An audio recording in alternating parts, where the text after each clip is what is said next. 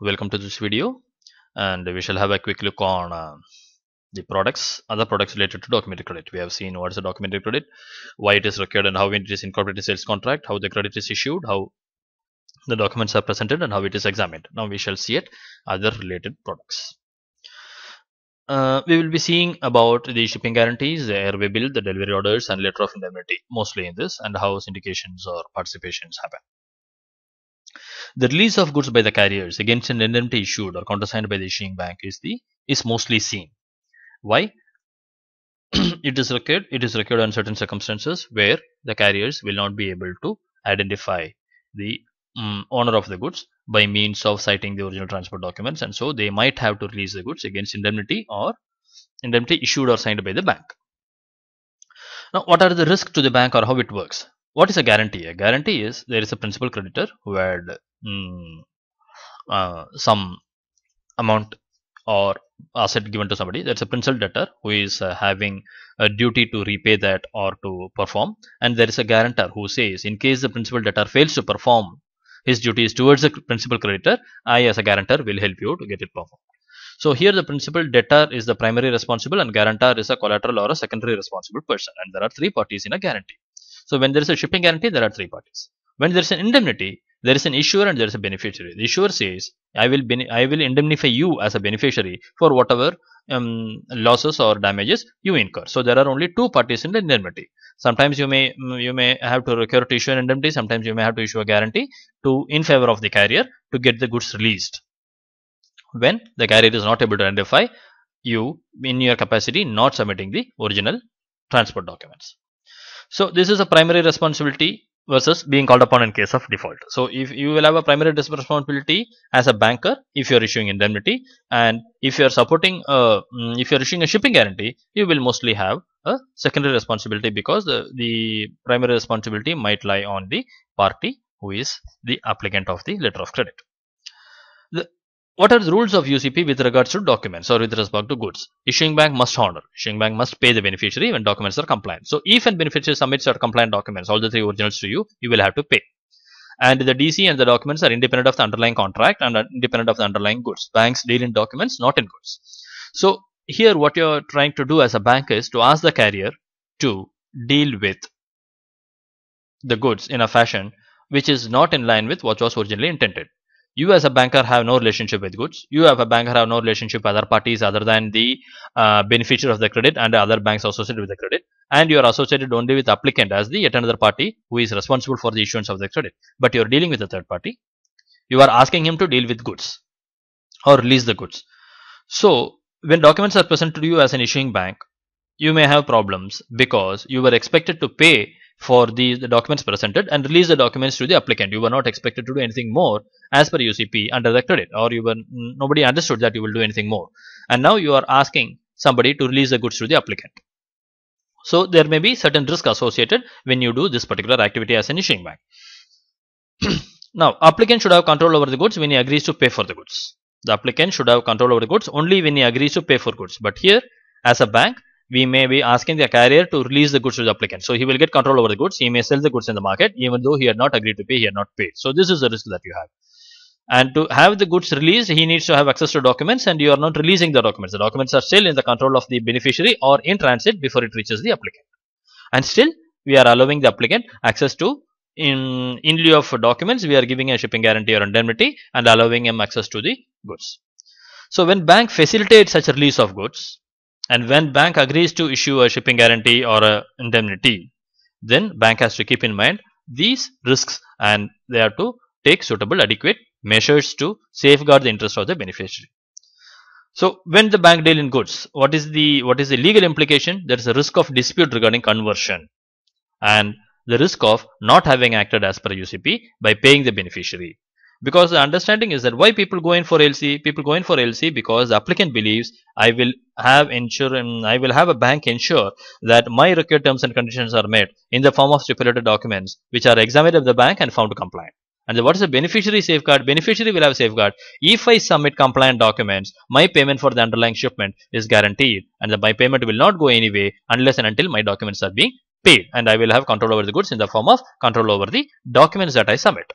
So this understanding or agreement or expectation or function of the documentary credit will get breached if the bank tries to deal with the underlying goods by interacting with the carrier and having it released to the applicant.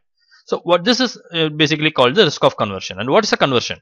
A person is considered guilty of conversion if he obtains possession of the goods or property of another person fraudulently and deprives the possession of the property of another. So if you obtain possession of another person's goods, or if you deprive possession of another person's goods, or you dispose of the property of another person for your own benefit or for another's benefit without the authorization of the owner, it is called conversion.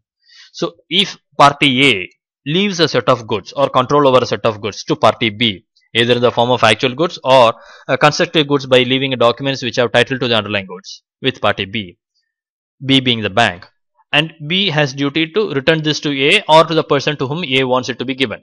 But if B asks carrier C to deliver the goods to party D, then it is conversion, because B is supposed to act as per instructions of A, the party who gave the goods, and not on its own take a decision to ask the carrier to give away the goods to party C. So goods are left in the control of the carrier, and we have taken the documents which has control over those goods. And that document the shipper has given to the bank in trust, saying please give it to the issuing bank and get me the money. And if the issuing bank is not willing to give you the money, please give the documents back. Could have been the instruction, or the instruction would have been wait for my instructions. So without waiting for the instruction, the issuing bank is giving away the goods by asking carrier to give it away. The risk of the carrier is carrier should give the goods only to the shipper or to the party holding the original bill, but carrier is giving to applicant. The risk for the bank is banker should pay for the documents or return the documents, but banker is neither paying for the documents nor returning the documents, but allowing the underlying goods to be taken away by issuing documents in lieu of the original documents that should have been presented for issuing goods. So these are the two risks that they have, and these are the all said and done, having had all these instruments, this will have to be done, and this is being done day in and day out, and this is an agreed agreed internationally used and accepted product. Why it is required? Let us see. Now, if there are so much risk, why the bank are doing this and why applicants are using it and why it is required? The shipping guarantee is used in situations where release of goods has to be done, that is arriving by sea. If the mode of transport is by sea and the goods has to be released by carrier, we will be using a product called shipping guarantee. Now, why it is required? Banks may not receive the documents prior to the goods. The goods may arrive later, and the banks the goods may arrive earlier, and the documents may not arrive. The documents may arrive later. So, if there are no documents at the arriving destination, the applicant will have to release the goods without these documents, and so we need a shipping guarantee. Why the applicant has to release the goods? Why they have to issue a shipping guarantee and release the goods? Why cannot they wait for the documents? They cannot wait for the documents for so many reasons. And why the documents are delayed? The documents are delayed arriving at the destination for various reasons, including maybe the nominated bank had found the discrepancies and asked the applicant to rectify, and it is taking some time. Or maybe the nominated bank had sent a message to the issuing bank asking, may we negotiate subject to discrepancies, and we have approached the applicant. Applicant has not come back. Applicant has come back, and we have sent a message to them saying, okay, you may negotiate subject to discrepancies if otherwise in order. And then after that, they will send the documents, and it may take another 4 or 5 days for the documents to reach you. So it could be so many reasons. These are the reasons why documents are delayed. Now, when the documents arrive, when the goods arrive, what is the reason? What is an urgency there? The applicant needs to be able to release the goods, and the vessel, the port, or the container agents, any of them may charge some fees. Why they will charge some fees? These are called the demurrage charges or detention charges, and these are to remove the congestion in the port. So if there are too many vessels in the port and these vessels are not congestion. If there are too many vessels in the port, or if there are too many containers in the port and they are not leaving the harbor and creating a traffic congestion in the port, to avoid that, ports will charge some extra penalty. Or if the goods are not unloaded from the vessel will charge. Also, the port will charge for remaining berthed in the vessel remaining berthed in the port. And these are the additional charges that the beneficial owner of the goods, who is the applicant in our case, will have to pay if he wants the container to be released. And this may increase in geometric proportion every day. The charges will be increasing day by day. And if it is not being paid, the port authority may confiscate, or the customs may confiscate those goods and auction it in the market, open market. So these are the risks for the applicant, and this is why it is urgent for the applicant to have the goods released at the earliest moment the goods arrive at the port. Now, when an applicant wants to avoid these charges and to release the goods from the agent without submitting the original BL documents, then the carrier will say, how do I prove that you are the beneficial owner of the goods? You don't have the original 3/3 BL. You don't have even have 1/3 of the BL. So how do I give it to you? So he will ask for indemnity. So the carrier's agent will ask for indemnity for releasing goods without citing the original title documents. And this indemnity will be in the standard form. The standards, each carrier will have their own standard in different countries. So different carrier in different countries we may have different standards. And they will say this will have to be countersigned or issued by the DC issuing bank. The carriers will say because the applicant is not reliable and the applicant may go bankrupt at any point in time, and so it has to be countersigned or issued by the DC issuing bank. And such a shipping guarantee, if submitted to the committed to the carrier might be willing to release the goods without citing the original, any one original of the BL. Now, what is this indemnity? This indemnity is in undertaking in connection with request for delivery of goods without BL. It will be called, it is an undertaking in connection with the request for delivery of goods without submission of the BL. And it will do what? It will ask to indemnify the carrier and hold the carrier harmless. Why indemnify and hold the carrier harmless? For all the liabilities and losses or damage the carrier may have to face, may have to incur, may have to sustain all the losses and liabilities the carrier may have to sustain. For what? To defend any action brought against them. The undertaking may also say the issuer of the undertaking will provide funds to defend any action brought against the carrier. Who will bring action against the carrier? The holder of the original BL or the party who has shipped the goods may bring action against the carrier. So, the issuer of the shipping guarantee will have to provide funds to defend the carrier against action, to meet all the liabilities of the carrier, to prevent the carrier from any loss or damage incurred or sustained on them, and also undertake to surrender the original BL as soon as possible. And then liability of each and every person is joint and several and not be conditional. So the parties will have to, the shipper as well as the bank are equally liable and jointly liable and to pay up the carrier's demands to make good any loss or liability that they suffer. Mostly it will have no cap on the amount or no cap on the expiry date. So it may be valid for sometimes 7 or more years, and the amount could also be not capped because you don't know how much legal costs or how much damage or how much liability or how much funds should be required to defend the actions brought against them. And so they will initially insist on at least 125 or 140% of the invoice value. Sometimes we have seen asking 200% of the value of the invoice.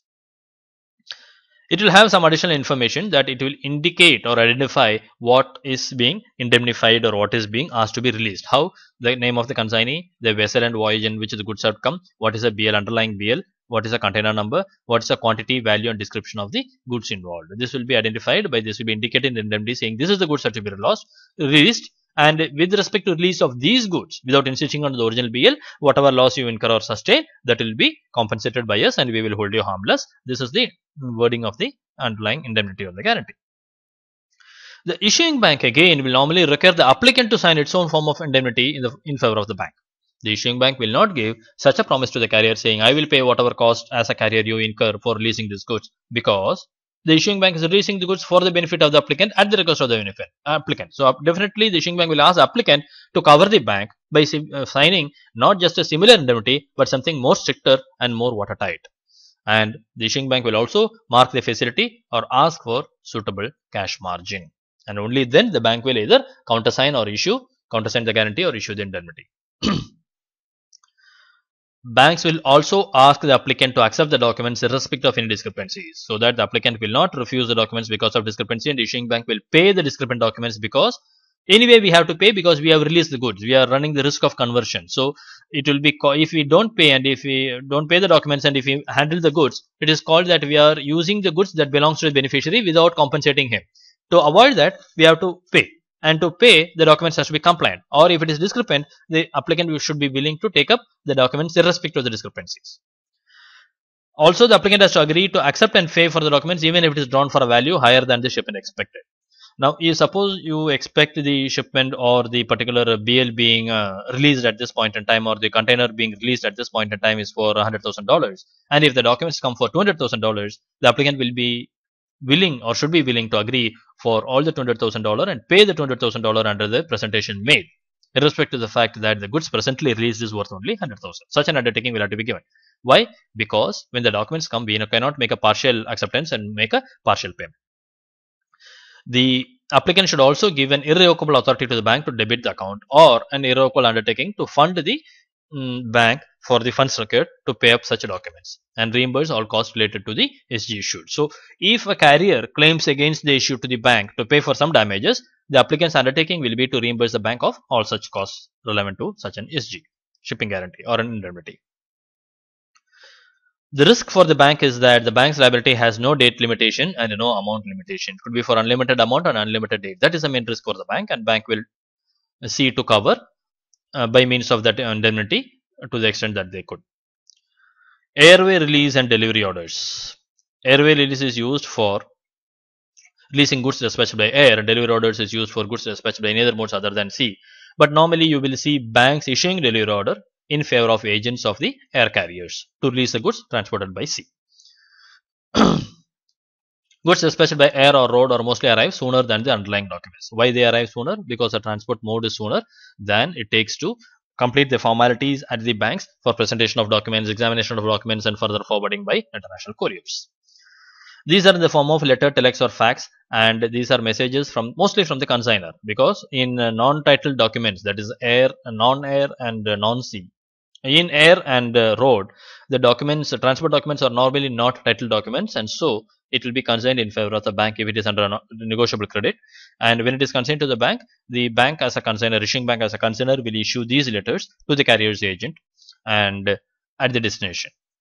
This will identify the airway bill number, just like the BL number. It will identify the airway bill number or the container number. It will say who was the consigner, that is the issuing bank and this. It will talk about the shipping marks. It will talk about the shipping marks on the goods. It will talk about the description and the value of the goods, and it will say party to whom it has to be handed over. The goods should be handed over.